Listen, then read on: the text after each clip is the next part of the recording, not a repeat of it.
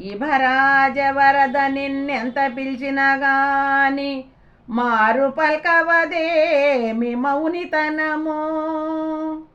మునిజనార్చిత నిన్ను మృక్కి వేడిన గాని కనుల చూడవదేమి గడుసుదనము.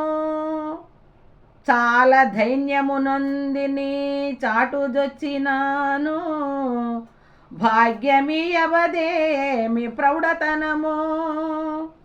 స్థిరముగా నీ పాద సేవ చేసేదనన్న దొరకజాలవదేమి దూర్తతనము. మోక్షదాయక ఇటువంటి మూర్ఖజనుని కష్టపెట్టిన నీకేమి కడుపు నిండు.